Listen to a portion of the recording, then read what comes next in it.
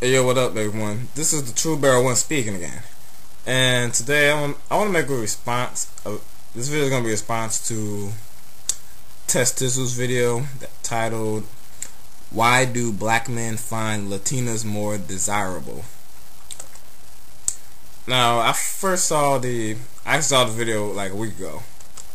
And at first I wasn't planning on making a response to the video. But I saw a couple other guys do their video responses. So I figured, yeah, what the hell? Might as well add my little input into the conversation. Okay, now before I start the actual commentary, I would like to preface it with this. One, I am not promoting or advocating interracial relationships for black men or for anybody. I'm not trying to promote that. I'm just saying I don't have a pro interracial agenda. Two, I am not promoting or advocating any particular group of women over another. And three, okay, I know these are generalizations. No, I'm going to be generalizing. I know that. So just in case people say like, well, hey, all Latinas are not like that, or all black women are not like this, I know that. I'm not saying everybody fits the same criteria, and that's not even what a generalization is. A generalization is not to say that every single person in the group fits the same criteria or requirements. I mean, it just means it's a very sizable percentage. It just points out general trends, and that's what I'm going to be doing. I'm going to be stating my observations of general trends that I see in different ethnic groups of women. I'm just saying these are just personal observations. I'm not saying it's written in stone. Now that being said, let's begin.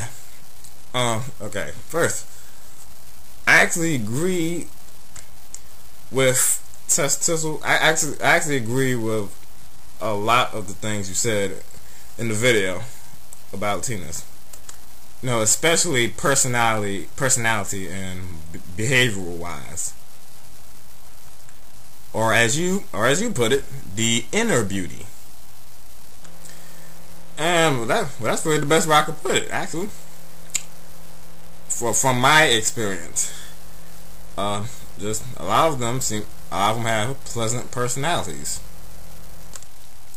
They're just a breath of fresh air. No, they're really from my experience, they're really vibrant. They just have this fun for life. Just have a carefree will to live, and like they live to enjoy life. And the thing is, they don't even have to be drop dead gorgeous or anything, but it's that personality, that inner beauty that makes them, that can make them seem even more attractive than what you would have found them without the personality. So as far as I know, the inner beauty only enhances the outer beauty, and that's a testament that having an attractive personality can go a long way for a woman. And that explains why the personality is part of the appeal. And like I said, they're very family oriented, which is a sign that if need to be, you can build a family with them. You can build and raise a family with them, which is a plus for me, for someone like me. For someone looking to start a family, that is a big turn on. Yeah. So, but to me, the most appealing trait that I've noticed among among Latina women is this: they are comfortable with their femininity. They're comfortable with looking feminine. They're comfortable with acting feminine. They're comfortable with being feminine. They accept their femininity. They embrace their femininity. They don't see femininity as a weakness. See, I've noticed something else, and I came to this conclusion a while ago, is that, well, a lot of black women, especially American women, a lot of American black women are not comfortable with their femininity. You know, it's not just black women too. A lot of white women also, they are uncomfortable with their femininity. See, Americanized black and white women, or just American women in general, a lot of them are not comfortable with being seen as feminine because they grew up in America with all these radical feminist ideals, which basically demonize the notion of femininity, and actually demonized all traditional gender roles.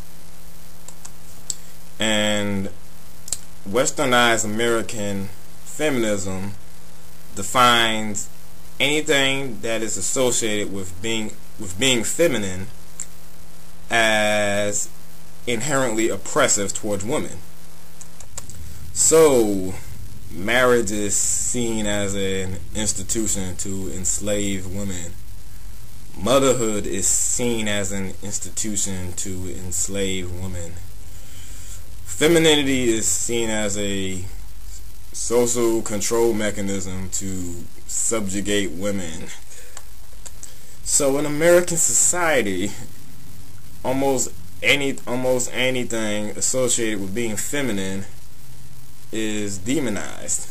Femininity is something to be scorned, and women should run away from it. You know, and by the way, now we're on the topic, I don't even know why the hell they even call it feminism. Because the word feminism derives from the word femininity, which obviously most feminists hate. Because a huge part of feminist philosophy is about rebelling against the idea of femininity. It's about, a large part of it is about rebelling against traditional gender roles. I mean, originally, like, the pioneers of feminism, one of their main goals was to totally deconstruct the ideal of femininity. So I was like, I don't know why the hell they chose to name their movement based on the word femininity, when they pretty much hate anything associated with being feminine. But anyway, back to the point. What I'm trying to say is this. Point out is this, that from what I know, Latinas do not subscribe to that idea. They don't subscribe to that particular ideal of feminism, or radical modern feminism. They don't possess the same belief system towards femininity. No, because like I said, a lot of Latinas are family oriented, so they have a strong sense of gender roles and gender identity. So they don't see being feminine as being weak. And Latinas have a strong sense of family. And I know something like Latinas are not. They're not afraid to say something like their goal in life is to be a good mother. And they're not ashamed to say something like one of the most important goals in life is that they want to be a good wife for their husband. Like, they're not ashamed to say they want to be a family woman. But a lot of black and white women have a problem with that. Because to a lot of them, thanks to feminism, they don't think that a woman's should aspire to be a good mother or a good husband. Like, they don't believe that that should be a woman's highest priority. They think you should focus on your career. They think you should focus more on breaking down barriers, or focus on being independent, being an independent woman. That crap.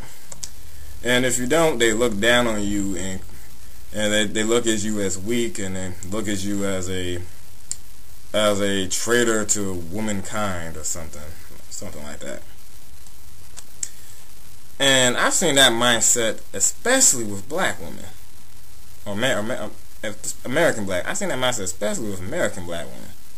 Like, a black man can just say that he just wants a tiny shred of a traditional marriage, and I've seen this happen all the time. Black women will just automatically jump the gun. Like, you want a woman to be your slave. You want a woman to wait on you hand and foot.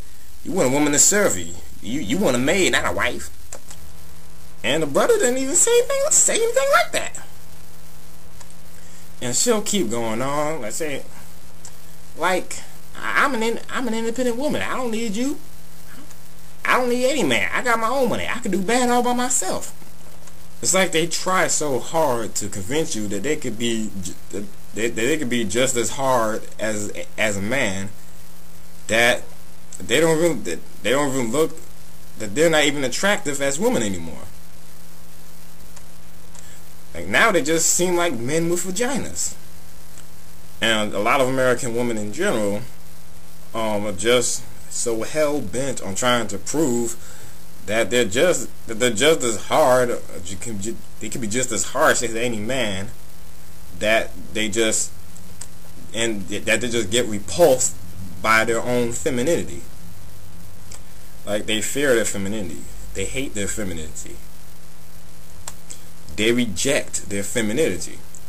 And truth be told, I think that's why we have a lot of American women now walking around with all these neurotic disorders and all these personality disorders nowadays. It's because they are rebelling against their own nature. You might even call it self-hate. And none of this is to say that Latinas don't have careers, or that they don't have educational goals or anything. Because most of my experience with Latinas, most of my observation, came from the ones I met in college. So I know they have academic and professional aspirations in life, because I met a lot of them. But here's the thing: they don't sacrifice their femininity for their professional or educational goals. They do both. They fully embrace both. They can get their business done and still have no problem being womanly at the same time. And that's what's so desirable. Not just to brothers, but to a whole deal of men. To men of all different ethnicities. Alright. So that includes my response to your video. This has been another public service announcement, generously brought to you by the Truth Bearer 1. Peace out.